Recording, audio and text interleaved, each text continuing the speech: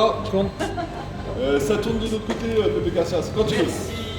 Il y a cela quelques années, le groupe Police chantait Walking on the Moon. Aujourd'hui, sur cette chaîne YouTube, on peut chanter Walking on Mars. Je suis sur le tournage d'un court-métrage pour l'Agence spatiale européenne. C'est produit par Duck Factory qui nous accueille ici, c'est absolument merveilleux. Ça va me donner l'occasion de vous présenter une technologie oufissime que vous connaissez sans connaître. Puisque vous avez vu le Mandalorian sur Disney+, derrière, il y a en effet cette technologie qui est utilisée, cet écran géant qui fait 15 mètres ici et qui est entièrement interactif. Vous avez un décor derrière moi.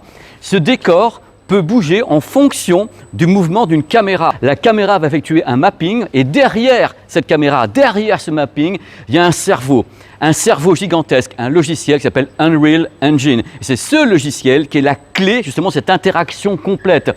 Alors j'ai envie de dire dans cette vidéo, est-ce que par hasard, ce type de technologie, c'est pas un petit peu la fin du fond vert? Puisque dans ce cas-là, l'acteur, surtout sur du dur, ça c'est normal, un décor et autres, mais derrière lui, il n'y a plus de fond vert. Il peut se retourner et avoir un décor. Peut-être pour lui c'est plus simple. C'est plus simple également pour la production parce que si ça se trouve, là maintenant, dans 20 minutes, 1 heure, 2 heures, on aura changé ça. On aura changé ça et on continuera un tournage sans se poser de questions, de dire voilà, ça va prendre 2 jours, 3 jours. Cette caméra, vous voyez ici, voilà, je fais quand même le petit truc parce que je l'adore cette caméra, je ne savais pas qu'elle était là. Je me suis dit ça va peut-être être du RED ou un truc comme ça. Non, non, c'est la Sony Venice que je rêve d'avoir depuis très très longtemps et la voici, la voilà en action. Donc l'écran derrière est un écran qui a une presque définition 8K, c'est-à-dire que c'est un écran qui peut être assemblé. Là en effet c'est un dallage LED, ça peut être du micro LED, chez Sony c'est du cristal LED et en effet l'interaction est complète. Alors cette technologie c'est quoi? C'est tout simple, c'est un merveilleux trompe-l'œil. C'est même le meilleur trompe-l'œil que j'ai jamais vu. On va en parler dans cette vidéo. Je vais interviewer le réalisateur, je vais interviewer des techniciens. Vous saurez tous cette technologie qui, moi, me fait rêver depuis 3 ans. Sur la chaîne, il y a 2 ans, je vous l'ai déjà présenté chez Sony Pictures, au CES de Las Vegas. Il l'utilisait déjà avec, en effet, les caméras Sony Venice et avec un écran micro-LED derrière. Donc c'est merveilleux, je suis tellement heureux, j'ai envie de me rouler dans la terre ici martienne, qui est une sorte de terreau normand, je m'y connais, c'est la Normandie. Allez, on est parti, on va faire les interviews. Regardez un petit peu le décor et merci à toute l'équipe qui est ici parce que c'est eux qu'il faut remercier de nous accueillir ici. L'équipe de Duck Factory, ici c'est la porte de Versailles, les plus beaux, les meilleurs et le... Merci. Merci messieurs, dames.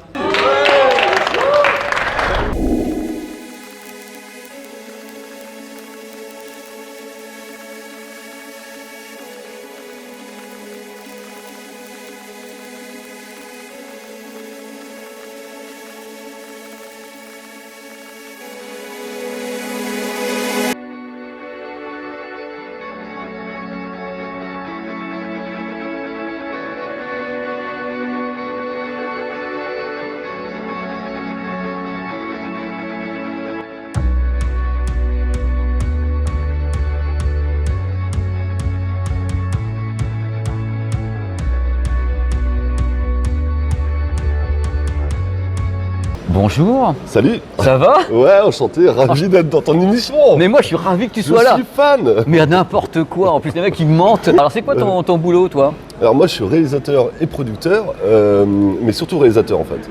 C'est-à-dire que je travaille chez Duck Factory, qui est ma société de production, et très vite en fait j'étais attiré par les effets spéciaux et la 3D.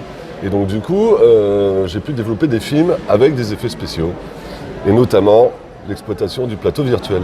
Alors là, on est là pour ça. Les gens ont vu l'intro de cette émission, ils ont dû être sidérés parce qu'en effet, on ne peut pas s'imaginer que ça existe alors qu'on voit déjà des séquences avec Mandalorian, des trucs comme ça. Est-ce que toi, tu peux nous expliquer ton approche par rapport à ce dont tu as Duck Factory? Est-ce que c'est la première fois que tu fais ce type de plateau ou tu as déjà fait des choses avant dont on n'a pas été au courant? Alors, c'est la 3e fois. Donc, cette technologie, effectivement, The Mandalorian. Mais ce qui est bien, c'est que les Américains n'ont pas déposé une technologie et c'est pas comme Dolby Surround où tu dois payer. En gros, c'est la réunion de quoi? C'est la réunion du jeu vidéo avec Epic Games, Unreal Engine, les moteurs de rendu en temps réel. Donc ça, c'est vraiment le nouveau game pour nous en 3D, c'est les moteurs de rendu en temps réel. Mais c'est aussi la réunion avec ces écrans géants, où là, c'est plus du secteur événementiel qui ont développé ces écrans géants pour des événements. Et le 3e point, c'est le cinéma, la caméra, le tracking sur une caméra. Et on a fusionné ces 3 technologies sur The Mandalorian. Ils ont testé ça, ça a marché et ça s'est déployé en France il y a à peu près 2 ans. Et donc du coup, là je travaille en partenariat avec le plateau virtuel qui a à disposition ces écrans géants. Et nous, chez Duck Factory, on crée ces images en 3D via Unreal, Donc c'est des scènes qu'on va projeter sur cet écran géant et on va équiper notre caméra d'un tracker. Ce qui fait que lorsqu'on bouge notre caméra face à cet écran, la scène en arrière-plan bouge aussi, comme si c'était la caméra qui était à l'intérieur de la scène 3D. Et donc du coup on résout un problème hyper important, c'était le problème de la parallaxe. Tu veux que je continue? Non mais avec plaisir, parce que je bois tes paroles, parce que c'est vraiment pile poil, c'est l'histoire que j'attendais. Explique un petit peu ça, parce que pour les gens, on est dans le monde de la magie. Pour moi, on est dans le monde du trompe-l'œil. Parce que c'est vraiment, il y a une notion de trompe-l'œil avec cette caméra qui bouge et le décor qui vient avec, c'est quand même un trompe-l'œil. Explique-moi justement l'idée de parallaxe, quand tu places la caméra. Voilà, c'est vraiment, comme tu dis, c'est le trompe-l'œil, c'est un peu c'est le Méliès de ces années, ces nouvelles années, c'est le renouveau de Méliès. C'est quand même génial puisqu'on vient d'éliminer le fond bleu ou le fond vert. En gros, le fond vert, c'était quoi? C'était des retours de verre sur nos personnages, c'était une ambiance de tournage qui faisait un peu mal aux yeux, je t'avouerai. C'était aussi pour des comédiens hyper durs. On a vu dans des films, des gros films comme Les Seigneurs des Anneaux, les mecs qui passaient 6 mois dans du verre, ce qui est horrible. Aujourd'hui, en fait, on a quand même un truc qui est magique. On rentre dans ce décor en 3D, mais qui est assez réaliste, hein, si on travaille bien, et on est en immersion dedans. Moi, en tant que réalisateur, je regarde mon retour, mon moniteur. Ce qui est assez incroyable, c'est que nos comédiens sont en immersion dans ce décor, ce qui est quand même hyper agréable. Moi, en tant que réalisateur, je vois quasiment ma scène finie. Je t'avouerai qu'on fait quand même quelques petites retouches en post-production, mais bon, on a quand même résolu un grand problème, c'était tout de suite d'avoir nos comédiens en immersion dans des décors. Il faut toujours penser à un truc, c'est que le plateau virtuel, ça reste un outil, il faut que ce soit justifié. Et il faut aussi amener des choses. Par exemple, tout ce qui est en interaction avec le personnage. Donc le mieux, ce qui crée le plus bel équilibre et le résultat le plus pertinent, c'est d'avoir, par exemple, du sol. Ah oui, ça c'est extrêmement impressionnant. C'est-à-dire que moi je me coupe la parole 3 secondes, je me mets à la place des comédiens. Les comédiens étaient sur des fonds verts, là ils arrivent, ils ont un sol, ils ont un vrai décor, et il y a aussi l'idée, comme tu disais, des éclairages qui étaient monstrueux, le verre qui se reflétait, moi qui n'ai pas de cheveux, il y avait toujours des trucs avec du verre qui se reflétait sur les crânes. C'est que vous avez réglé quand même beaucoup de problèmes par rapport à ça. Mais comment justement, ma question, c'est comment est-ce que le comédien que tu as pu faire travailler appréhende cette technologie qu'il ne connaît pas et il est habitué au fond vert? Quelle est sa réaction quand tu le filmes? La réaction déjà, elle est un peu magique. Parce que quand tu rentres dans le plateau et que tu vois cet écran géant avec tout ce travail aussi de la décoration, hein, donc il arrive, là on a fait une scène sur Mars. On a ramené 10 mètres sur 5 de sol de Mars, hein, de la Terre avec des rochers. Le comédien marche dessus, avec derrière lui les montagnes martiennes, avec cet univers de Mars. Je veux dire, il est complètement intégré dans cette scène et pour lui c'est un grand soulagement. C'est-à-dire que d'un coup, il joue avec ce décor. Et le décor joue avec lui. C'est-à-dire qu'un des gros avantages du plateau virtuel, c'est qu'on va se servir aussi de la lumière du plateau virtuel. L'éclairage du plateau crée une image, crée une lumière justifiée sur nos personnages. Donc du coup, c'est un ensemble qui est hyper agréable. Et on peut aussi parler des objectifs. Avant, quand tu faisais sur du fond vert, quand tu filmes quelqu'un, tu utilises des objectifs sphériques très classiques pour faire un keying et mieux détourer ton personnage. Aujourd'hui, on vient sur le plateau virtuel avec de bonnes caméras et des objectifs anamorphiques. Donc tu attrapes tout de suite des flares et tout ça c'est... Les flares, on l'explique aux gens, hein, c'est cette sorte de halo qu'on trouve dans Star Trek, J.J. Abrams, le roi des flares. Voilà, ce sont des flares. J'ai mon personnage, derrière j'ai un soleil dans ma scène 3D, la caméra est face à ce soleil, ça va créer un flare naturel qui est hyper beau. Donc on est tout de suite aussi sur une autre qualité cinématographique que quand on tournait sur les fonds verts. Est-ce que là, toi, par exemple, en tant que réalisateur, maintenant, tu es capable de détecter quand tu vas regarder quelque chose si c'est tourné avec cette technologie ou bien avec un fond vert? Est-ce que vraiment maintenant, on arrive à dire c'est clairement Unreal Engine avec tout le travail qui est autour du décor, machin, des éclairages, où on est encore, il y a quand même une magie aussi de l'écran vert qui peut, bien utilisé, peut avoir un effet assez ouf, quoi. Je te répondrai, c'est un peu comme dans les gros films américains où ils utilisent beaucoup d'effets spéciaux en 3D. C'est-à-dire que même sur des gros blockbusters, des fois on sent la 3D. Donc même là, aujourd'hui, avec Unreal Engine, on peut sentir la 3D. Qu'est-ce qu'on doit faire pour ne pas sentir la 3D? C'est ramener un maximum d'univers. Par exemple, un coucher de soleil, ça va très bien marcher. Je projette un coucher de soleil, je ramène du décor, encore une fois, sur le set, et je crée une vraie ambiance. Plus je vais tromper le spectateur, plus je crée un trompe-l'œil, plus je vais ramener un ensemble d'éléments, plus ça va marcher. Donc, sur certaines scènes, je sens du Unreal, je le vois encore, notamment dans un Mandalorian, on sent certains plans avec du Unreal, mais des fois, je ne le sens pas, et je ne sais pas d'ailleurs, parce que je ne l'ai pas vu. C'est magique. Donc il faut voir le making-of pour notamment, je vous recommande de regarder First Man, qui est avec Ryan Reynolds, je crois. Oui, oui, je l'ai vu. Ouais, tu vois, la première séquence, tout ça, c'est du Unreal Engine en plateau virtuel et c'est complètement photoréaliste. Ah, c'est incroyable. Donc on sent pas la 3D. Donc toi, en tant que réalisateur maintenant, est-ce que tu estimes que tu as trouvé un outil qui va te permettre de t'épanouir encore plus artistiquement, même si, est-ce que la machinerie est lourde? Parce que le truc, c'est qu'on s'aperçoit, bon, il y a le fond vert qui est un truc traditionnel, le fond bleu du cinéma. Là, est-ce que toute l'ingénierie, toute la machinerie est quelque chose de lourd pour toi à gérer pendant un tournage? Ou c'est au contraire une bulle d'oxygène? Parce que tu peux changer de décor rapidement. En fait, ça reste quand même une grosse machine. Mais en fait, moi j'adore ça. C'est-à-dire que ça me permet, en fait on va faire simple. Ça reste un outil. Si je dois faire une scène avec 2 personnages dans une rue, autant aller en décor naturel et le filmer.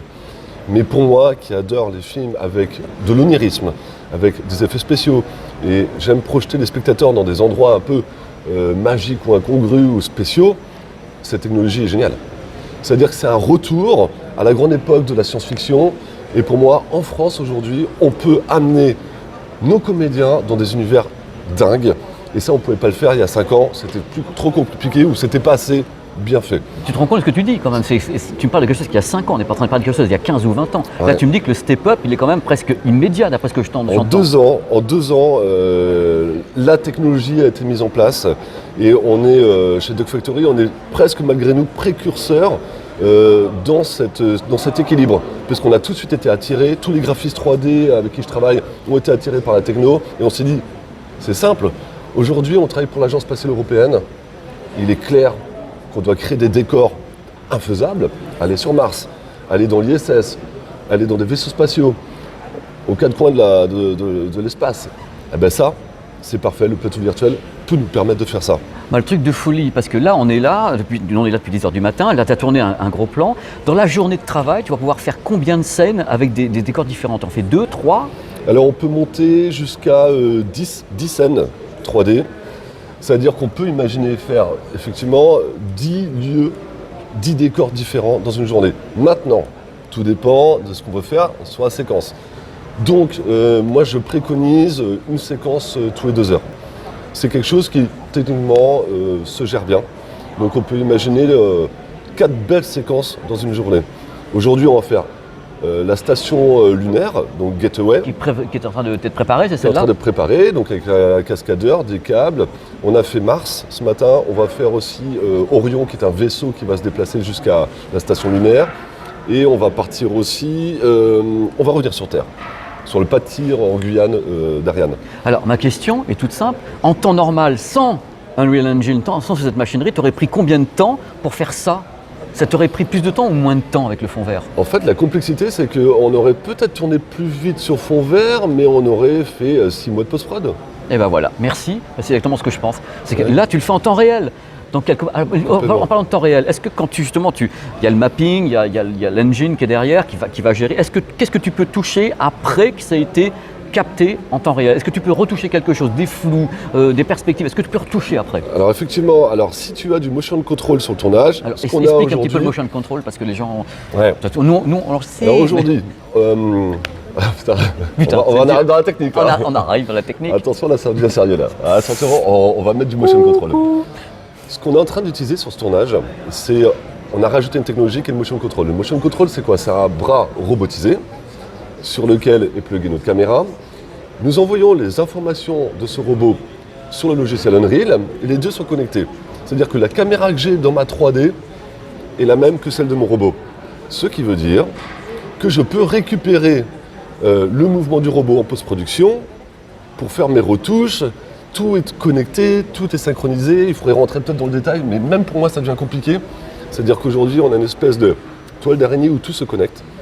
Et on peut travailler les mouvements en prépa, les reproduire pendant le tournage. Et on peut aussi récupérer les mouvements en tournage pour les adapter en post-prod. En fait, les opportunités sont assez dingues et assez folles. Donc le truc, c'est que là, est-ce que Duck Factory, vous êtes les premiers à avoir ce genre d'interaction entre justement le robot avec le mapping de la caméra, ou est-ce que tu sais que ça existe ailleurs? Ça existe. C'est fou ton truc, parce que moi je n'avais même pas réalisé ça. Ce n'est pas encore vraiment totalement exploité, on est même nous encore un peu en alpha sur certains points. Notamment la reproduction du mouvement direct par... en gros, en tant qu'utilisateur, je vais avec mon iPhone, je vais sur le tournage, je fais un mouvement avec mon iPhone, j'appuie sur le bouton et le robot le reproduit. Ça c'est de l'alpha, ça c'est la grosse nouveauté qui va sortir dans quelques temps. Waouh, Et mais ça, c'est magique. tu vois, rien que déjà, regarde, je suis tout émoustillé de bonheur, mais c'est dingue ton truc. C'est dingue. Et en fait, du coup, non seulement ça demande une grande souplesse, mais en plus, c'est d'une grande rapidité d'action. Et comme tout est interconnecté, les opportunités sont quand même dingues. Donc le truc maintenant, aujourd'hui, la date de ce tournage, est-ce que toi tu imagines en tant que réalisateur repartir vers des images sur fond vert où tu te dis, moi n'importe comment, j'ai trouvé mon truc avec Dog Factory, j'ai trouvé en tant que réalisateur ma façon de m'exprimer et d'avoir de l'artistique. Est-ce que ça pour toi c'est un truc sur lequel tu dis, c'est ça maintenant? Clairement, oui. Les fonds verts et les fonds bleus, c'est à 95% éliminé, en tout cas, de mon plan de travail. Il n'empêche que si j'ai besoin de faire un fond vert, un fond bleu, c'est un clic sur les grands écrans. Donc je peux toujours avoir une scène où j'ai besoin d'avoir, là j'en ai une d'ailleurs, j'ai besoin de mettre un astronaute près de l'ISS sur un plan que je vais acheter en stock. Bon, je fais un clic et l'écran est tout bleu, un fond bleu parfait, je filme mon astronaute et ça je l'intégrerai plus tard. Mais c'est un plan sur mes 50 plans. Donc j'ai 49 plans dans le plateau virtuel avec cette technologie. C'est une technologie qu'on est en train de déployer, qui est clairement géniale et sur laquelle on va continuer de bosser. Moi j'ai fait un premier film pour l'Agence spatiale européenne, là c'est mon deuxième film. On a fait un film pour Vitality de e-sport et là l'Agence spatiale européenne vient de m'annoncer là pendant le tournage qu'on allait en refaire un autre là pour novembre. Donc c'est aussi une techno qui attire les gens. Ils ont envie de l'utiliser. On a beaucoup de monde qui en fait c'est marrant, ça fait quand même 2 ans que c'est en place. Mais le grand public commence à vraiment l'appréhender et à la connaître. Parce qu'on commence à en parler un petit peu plus, mais Disney a fait les making-of du Mandalorian quand tu as mis en ligne quand même assez récemment. Ouais. Donc il y a un temps de latence par rapport à tout ça. Donc moi j'ai une question que tu vas détester. J'adore. Vicieux avec ça. J'ai une question que tu vas détester. Est-ce que tu peux nous parler par hasard du coût de ce type de technologie ou est-ce que toi tu dis je préfère te dire que ça fait 12 € et de pas t'en dire plus, et par rapport au tournage sur fond vert évidemment cette technologie est beaucoup plus onéreuse, on est bien d'accord? Ouais, en fait c'est un peu compliqué parce que t'as vu comment je détourne? Non, c'est pas ça. Tellement habitué. En gros c'est que j'investis sur ce film. Oh là, en effet, en fait, je te laisse en parler parce que le mec il investit donc ça veut dire que va tout me dire. En fait il y a des moments dans la vie où il faut savoir investir. Non, j'investis. Moi, je gagne rien, je marche même pas. Et en fait, je sais que j'ai 3 mois où il faut que je sois solide. Parce que c'est comme ça que j'ai fait sur le premier film de l'Agence spatiale européenne. C'est aussi du développement. Et j'utilise cette technologie pour essayer de trouver des façons de filmer. Et le premier film qu'on a fait a vraiment bien marché. Et m'a rapporté indirectement d'autres projets. Je peux pas Donc ça serait très compliqué de te dire un prix, parce que ça va dépendre aussi de ce que je veux en termes de déco. Donc, là, le court-métrage va faire 1 minute, on est d'accord? C'est à peu près 1 minute 10, c'est ça? Là, ça va faire 2 minutes. 2 minutes. 2 minutes pour un temps de travail, Mais quand même en fait, assez fou. ouais, je pourrais te donner des valeurs. La valeur d'un film comme ça, on est aux alentours de 200 000, 300 000. Et je dirais pas court-métrage, je dirais c'est un film de commande quand même, malgré tout. Oui, mais si je m'attendais à un chiffre largement supérieur de toi à moi. Non, en réel, en coût réel, allez, on va dire, ça vaudrait 300 000. Mais je suis bien en dessous de ça sur ce film, parce que je pense que ça vaut le coup de... On parle des étoiles quand même. Il y a des moments où il faut investir. Il faut investir, il faut arrêter de parler d'argent et dire que la techno est absolument merveilleuse. Par contre, ce que je peux te dire, c'est que le plateau virtuel, c'est pas si cher que ça par rapport à ce que ça nous fait gagner ailleurs. C'est peut-être ça qui serait intéressant de dire. Si je dois construire un bout de vaisseau spatial, bon, ça va me prendre 50 000 € d'un coup, juste pour une face.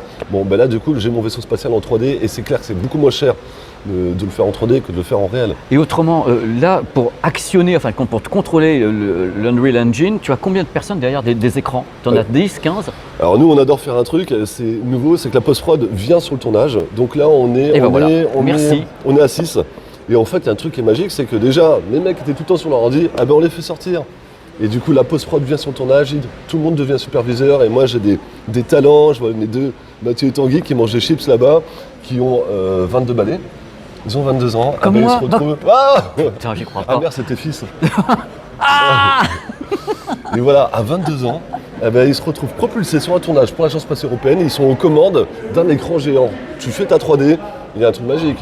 Tu projettes sur un écran géant ton travail. C'est ouf. Mais tu as tout résumé, on finira avec ça, c'est la post-prod qui est sur le lieu de tournage. Parce que tu fais ça, c'est presque le tournage d'Avatar de James Cameron qui était en train de tourner en même temps et qui était je suis en train de, j'ai mes acteurs, j'ai mes retours, j'ai ma caméra. Et moi, j'ai eu la chance d'être sur le tournage. Alors on a quand même un souci. C'est quoi? Vous n'avez pas Je t'ai d'acteur? coupé, je suis désolé. Hein. Non, il n'y a pas de problème. Mais on a un souci parce que c'est la post-prod sur le tournage, mais on n'a pas de. Il nous manque un terme. Parce qu'on fait la post-prod avant le tournage. La Donc, pré-post-prod, de la pré-post-prod. C'est que c'est comme ça que je l'appelle. Donc ça devient de la pré-post-prod. Mais donc parce qu'on crée toutes nos images en 3D en amont évidemment. Et du coup on est dans une problématique. Donc il faudrait peut-être que tu inventes un mot. Bah, la P-post-prod, ça fait PP-prod. La PPP. Ça y est, déposé, siglé. C'est fini, c'est signé. Dans tous les cas, qu'est-ce que c'était un plaisir. Tu aurais pu parler pendant des heures et moi aussi, mais il ne faut pas que la vidéo elle fasse 3 heures parce que bon, tu fais rêver là. Là, tu régales, mais tu régales grave quoi. On va regarder un petit peu encore ce que tu fais tout à l'heure, mais c'est la régalade complète. Et je sens que tu prends ton pied, tu le vis quoi. J'adore ça. Alors, dernière question. L'écran qui est utilisé, c'est du LED que tu as là. Oui. Tu peux aller jusqu'à des tailles gigantesques. Vous faites du micro-LED ou que du LED? Alors, la petite info, c'est que là, le prochain tournage compte bien agrandir l'écran. Donc là, on est sur 12 mètres sur 5. D'accord. Donc c'est divisé par 211 écrans. Et on peut faire quelque chose de sphérique. Hein. Parce que déjà, il est incurvé celui-ci. Celui-là, il est incurvé. Il est incurvé. Mais on peut continuer. On pourrait même avoir 360 degrés. Et là, ça devient complètement dingue parce qu'aujourd'hui, on est limité sur quelque chose. On va pas dire que du bien. C'est que forcément, on a un écran comme ça. Donc ma caméra, elle peut faire que ces axes-là. Ouais. On est d'accord. Mais tu n'as pas un écran au plafond? Si, j'ai un écran plafond. Ah. D'accord. Mais là, pour faire un champ contre champ, eh ben là, je mets le décor champ. Après, je change mon décor pour faire le contre-champ. Tu vois ce que je veux dire? Ah oui, j'ai compris. Voilà. Mais imagine que ton écran fasse tout ça, ça te donne une possibilité de tourner à 360 dans tous les axes et tout. Oh là là, là on est roi du monde. Mais fais-le, qu'on soit les premiers en France. On sera les premiers en France. Oh, c'est trop fort, c'est le mot de la fin. Mais On est en Europe. Dans- Allez. Non, Sur Mars. Bon, allez. Sur Mars, les premiers. C'était un régal, vraiment un régal. Mais j'adore tes émissions, donc forcément. À bientôt dans tous les cas. Ciao. Merci beaucoup. Merci. C'est hyper sympa. Mais je t'en prie. Merci. On s'embrasse? Non. Nouveau client. Salut Julien. Salut, Tu vas bien Julien? ça va très très bien. Je suis content que tu sois là parce que je sais que tu as un poste important ici. Je voulais vraiment t'interviewer. Tu fais quoi? Alors, je suis directeur de la photographie, donc c'est moi qui m'occupe de l'image, qui gère l'image dans les films et dans les publicités comme aujourd'hui. Donc là, ton métier de base, c'est quoi? C'est toi, tu t'assures de tout le résultat final et tu t'assures du fait que ça se passe bien pour avoir... C'est toi qui as la vision à la base ou c'est le réalisateur? Quand tu dis, moi, je veux quelque chose, est-ce que c'est en corrélation avec ce que lui veut? Alors en fait, j'essaye de mettre en image ce que veut le réalisateur. C'est-à-dire que le réalisateur a une vision de l'histoire et c'est à moi de la mettre en image avec telle lumière, tel cadre, tel type d'optique, tout l'aspect technique en fait de l'image. Et donc je gère toute l'équipe image, que ce soit les électriciens, les assistants caméra et les machinistes. Donc à la base, j'ai envie de poser la question tout de suite. Tu as dû travailler sur des productions qui n'avaient rien à voir avec ça. Tout à fait. Et là, tu passes sur quelque chose avec Unreal Engine, quelque chose avec un écran géant, des éclairages plafond, un écran plafond, avec des caméras qui se baladent, robotiques, synchronisées, avec un... Le truc doit être complètement différent pour toi. C'est le jour et la nuit, c'est qu'à le dire. Alors c'est pas forcément le jour et la nuit, mais en fait ça reste de l'image, donc on gère toujours ce qui se passe dans la caméra. Ce qui est plus difficile, c'est qu'on est dans un espace contraint, donc on est dans un studio et on doit essayer de recréer un peu ce qui se passe dehors. Donc toute l'idée, c'est de retravailler sur les textures, les aspérités pour que ça soit vivant en fait. Donc c'est ça, c'est le truc le plus compliqué pour toi? Pour moi, c'est le plus compliqué. Alors, et quand tu fais ce métier, que tu gères l'image, ce qui sera en finale, est-ce que toi, avec ce système, tu te dis, on a atteint un truc que je ne pensais pas atteindre dans ma carrière au niveau de la façon de travailler et le résultat à l'écran? Ou est-ce que tu penses qu'il y a encore des marges de manœuvre? Parce que c'est quand même bluffant, c'est un trompe-l'œil. Je sais que vous avez eu des problèmes quelquefois d'étalonnage par rapport à ce qui est au sol et ce qui est dans l'écran, mais t'en es où là-dessus par rapport à ton appréciation? Alors, on revient déjà de loin, on va dire, en France, parce que ça fait 2 ans que Plateau Virtuel existe, que j'ai cofondé d'ailleurs. Donc c'était une petite aventure entrepreneuriale pendant le confinement qui a donné ses fruits. Donc c'est très cool de le voir là aujourd'hui avec tout ce monde autour et d'avoir réuni des équipes qui puissent recréer un espace comme ça à Paris où on a un petit mini Hollywood ici. Ah mais c'est fou. C'est assez fou. Donc déjà, pour moi, c'est un petit rêve d'une réalité parce que j'ai toujours rêvé de filmer de la science-fiction. Et en France, on n'avait pas trop cette culture encore. Et je ne me rappelle plus de ta question. Mais T'inquiète, c'est pas grave, on va regarder ça. Je voulais savoir que quand tu regardes l'image finale de ce qu'on a tourné tout à l'heure, de ce que vous avez tourné d'autres fois avec cette Unreal Engine, est-ce que tu penses, toi, qu'en tant que directeur de la photo et en tant que le mec qui va... Est-ce qu'on est arrivé à un plafond de verre en disant « Ah mais là on a un truc, on ne pourra pas faire mieux, c'est tellement génial, on peut vraiment contrôler, je peux vraiment travailler au mieux parce que j'ai une interaction complète ». Est-ce que tu as ta vision de ton propre travail au travers de ce moi, système? Ma vision, on est encore loin du compte.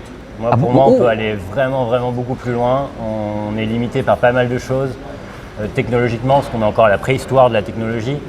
On a encore des problèmes de murs, on a encore des problèmes de contrôleurs derrière les murs qui font qu'on ne peut pas aller sur des slow motion par exemple, c'est compliqué.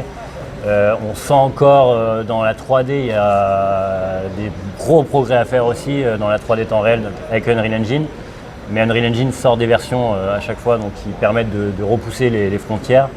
Et je pense qu'on peut aller encore beaucoup, beaucoup plus loin. Quand je vois ce qu'on faisait au début, on était déjà super contents. On le revoit maintenant, on se dit bon ok, c'était pas si fou.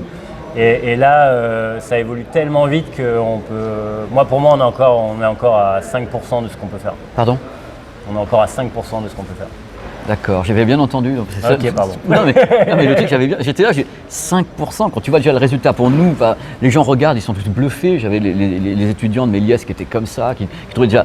Je crois que les gens sont déjà bluffés par la technique en elle-même, c'est-à-dire le déplacement, l'interaction, le parallaxe qui est corrigé. C'est ça qui est fou en fin de compte. Mais toi, tu penses que dans la qualité d'image en elle-même, on peut encore faire des progrès sur l'étalonnage, sur le mur, on a encore une marge de manœuvre qui est quand même gigantesque? On a une marge de manœuvre qui est gigantesque et à tous les points de vue, puisque c'est une globalité, donc la 3D. Les murs, les caméras. Donc il y a Sony qui est là aujourd'hui et qui nous aide à on va le savoir, hein. Il y a Madame Sony qui est là en plus. Non, il faut la montrer. Elle est là, je veux dire. Elle est là parce que dès qu'on commence à parler de caméra, il y a Madame Sony qui se pointe, Madame Sony Venise, pour être sûr que je raconte pas n'importe quoi. Ça fonctionne pas.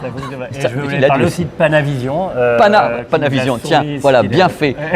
Bien fait, Panavision. Constructeur d'optique et de caméra aussi dans le cinéma. Yes. Et qui développe en ce moment des optiques spécialement faites pour le mur LED et pour justement avoir moins de moiré, pour avoir vraiment ce type de texture. Le moiré, c'est quand on voit des couleurs qui se confondent un peu, voilà. Ouais, on a un petit effet arc-en-ciel. Arc-en-ciel, c'est pas très joli, quoi, le moiré. Et aussi pour tout ce qui est profondeur de champ, comment on le travaille avec la 3D, il y a encore plein de choses. Et là, tout à l'heure, tu parlais de la colorimétrie entre l'avant-plan et l'arrière-plan.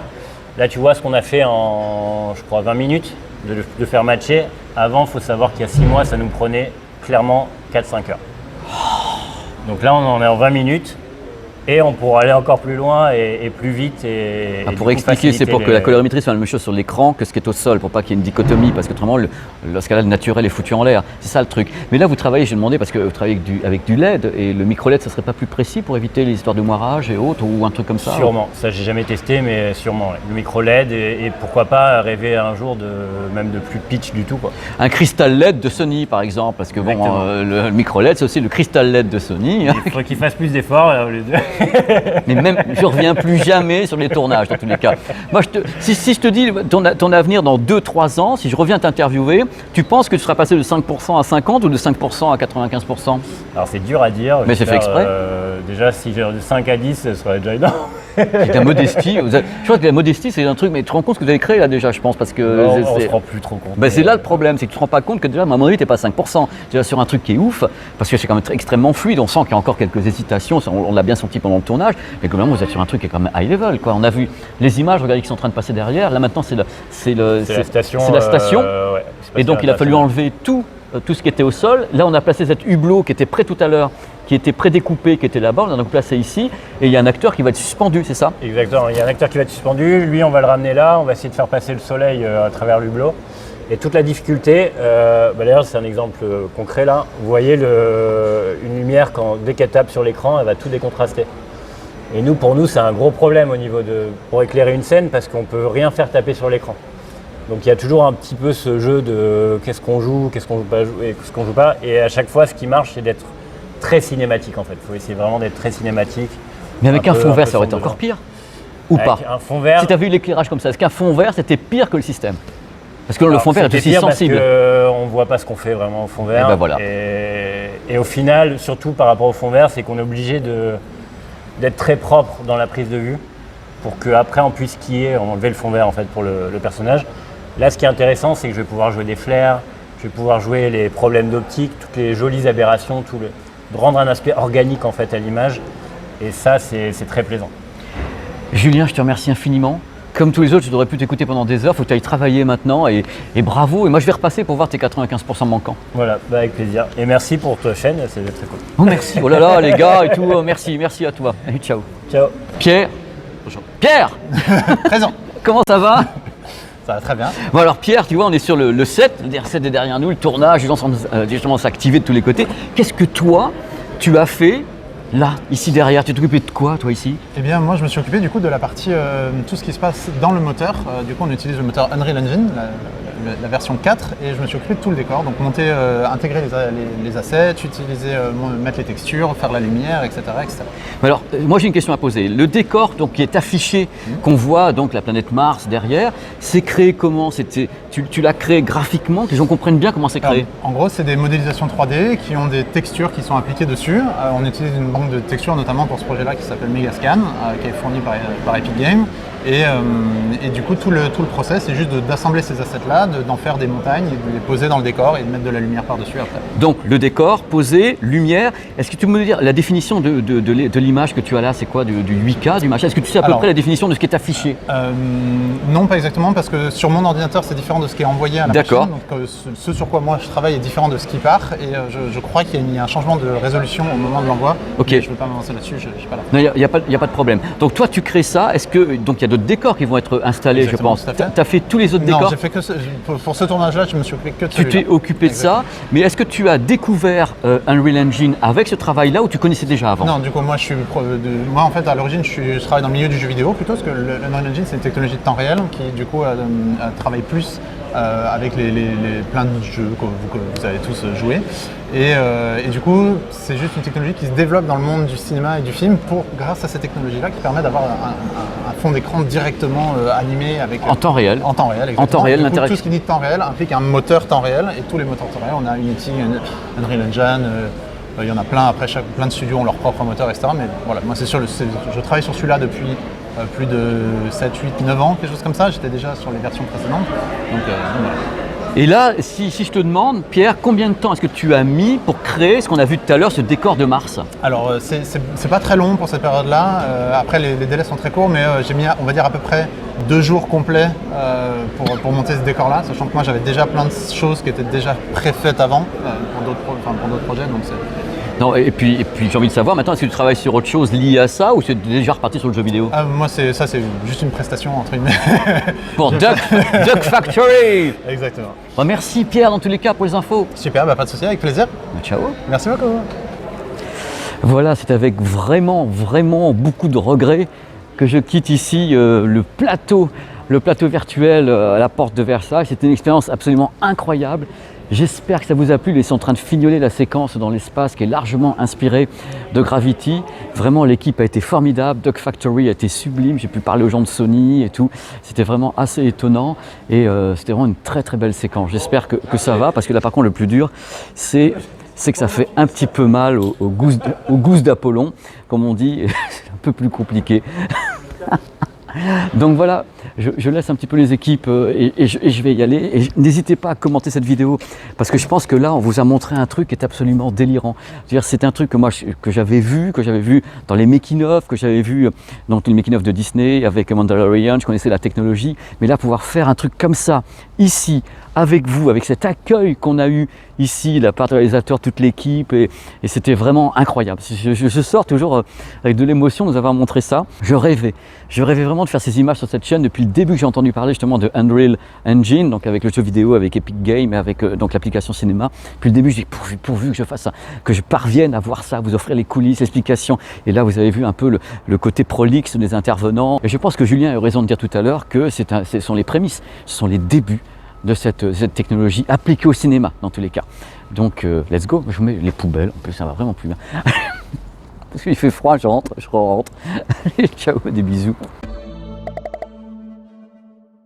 Et aussi le fait qu'on enregistre sur un codec en 16 bits, le codec XOCN qui fonctionne très bien pour les effets spéciaux parce qu'on a une telle quantité d'informations qu'on peut après pouvoir un peu trifouiller l'image en post qui permet de faire des belles choses.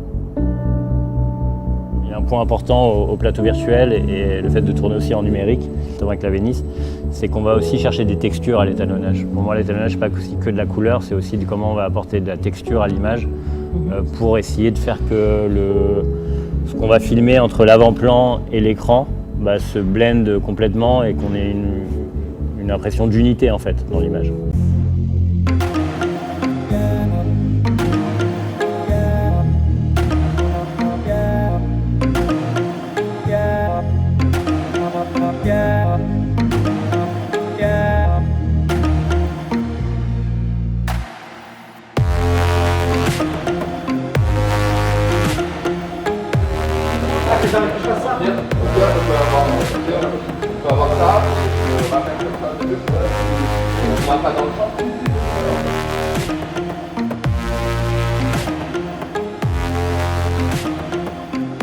Que Julien voit un peu le truc. Alors je peux aller jusqu'où sans vous emmerder? Ah ben tu peux aller partout, tu veux ici. Hein. Ok, donc En fait, Julien, tant que t'es voilà. dans cette zone-là, Ok, parce qu'il faut l'illusion au début. Vous occupez pas de moi après tout. Je vous bah, prends, si je vous j'ai prends. filmé, faut le faire. Ouais, Ça te tu fera un me petit filmes, mais l'idée Alors, c'est. peut-être que je l'attraperai lui, hein, c'est pas grave, ça fait un peu Non, de non, non, gaffe. non, c'est pas un problème.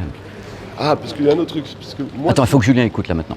le problème, c'est que si je filme, l'image va bouger derrière. Donc toi, tu feras attention. Touchez-moi juste là, avec le robot, je fais ça. Petit mouvement de droite-gauche, c'est tout là. Ok.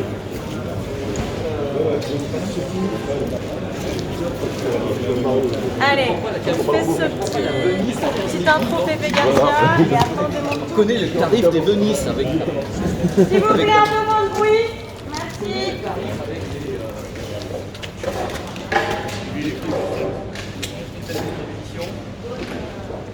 Il y a cela quelques années, Police chantait Walking on the Moon.